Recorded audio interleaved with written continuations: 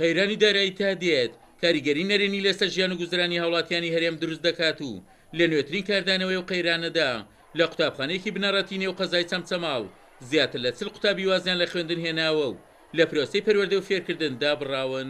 هۆکاری سەرەکی دابڕانی خوێندکارەکانمان لە خوێندن ئەگەڕێتەوە بۆ چەند فاکتەریان بۆ چەند هۆکارێکی سەرەکی هۆکاری سەرەکی ئەوەی من بزانمەوە هۆی داتا و زانیاری بە داداچوونەکان کە کردومانە هۆکاری سەرەکی دابڕانی خوێندکارەکانمان هۆکاری قەیرانی داراییە.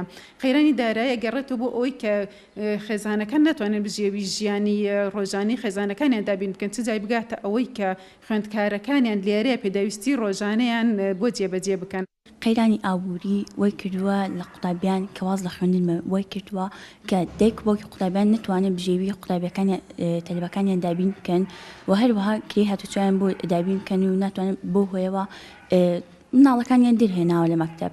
بەهۆی ئەوەی کە هاوڕێی خۆشەویستمان لەم پۆلەیە دانیشت ماوەی 3 مانگە لەگەڵمانە بووە زۆر پێمان ناخۆشە کە وازی لە خوێندن هێناوە زیاتر ئەم هۆکاری دەرچوونەوە ئەکات ئێمەش لە دەرزەکانمان سارد بینەوە. بەبوونی قەیرانی داراییەوە چەند تەلەبێکی ئەم قوتابخانەیە وازای لە قوتابخانەکەمان هێناوە هیوادارم داراییمان باشتر بکەینەوە و حەز ناکەم قوتابیەکان واز لە خوێندن بێنن هەرا بەردەوام من لە خوێندنەکەمان بەبوونی مەعاش و دارایی و بەیری ماڵەوەیان وازای لە خوێندن هێناوە. زیاتر لە 40 خوێندکار لەم قوتابخانەی وازیان لە خوێندن هێناوە ئەمەش بەهۆی چەند هۆکارێکەوە یان بەهۆی قەیرانی داراییەوە یان بەهۆی ئەوەی کە لەلایەن خێزانەکانیانەوە دەرەکرێن. بەڵام ئێمە هیوادارین لە حکوومەتی هەرێمی کوردستان کە ئەم قەیرانە چارەسەر بکەن چونکە کاریگەریەکی زۆری لەسەر خوێندکاران دروست کردووە.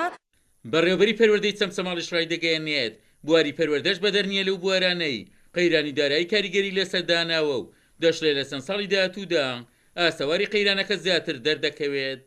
ئەم قەیرانە داراییە هەموو جوگەکانی وڵاتی گرتوۆتەوە هەموو کەسێکی گرتوۆتەوە کاریگەری بەسەر تاک بە تاکی کۆمەڵگاکەمانەوە هەیە. بەدڵنیایەوە ئەم دیاردانی دوازیانان لە خوێندن ڕوئەدات و ئەگەر قەیران بەردەوام بێ زیاتریش ڕوئەدات. هیوادارم لە داهاتووە حکوومەت بە شێوازێک چارەسەری ئەم کێشانە بکە بۆی لەوە زیاتر خێرانەکە قوڵ نەبێتەوە لەوە زیاتر کێشەی کۆمەڵایەتی و ئەوە دروست نەبێت چکە بەڕاستی بواری پەروەردە زۆر حساسە ئەوەی کە ئێستا ئێمە ڕەنگە هەستی پێنەکەین ڕەنگە لە 10 ساڵی داهاتوو لە 15 ساڵی داهاتوو ئێمە باجی هەموو ئەم خێرانانەی ئێستا بدەینەوە. وەک مامۆستایان و خوێندکارانی قوتابخانەکە ڕایان گەیان قەیرانی دارایی کاریگەری نەرێنی لەسەر ژیانی خێزانەکان دروست کردووە کە نەتوان پێداویستی ڕۆژانی قوتابیەکانیان دابین بکەن و ئەمەش وای کردووە تا ئێستا زیاتر لە 40 قوتابیە و قوتابخانەیە لە خوێندندا ببڕێن. عومەر غەریب، کورسات نیوز، چەمچەماڵ.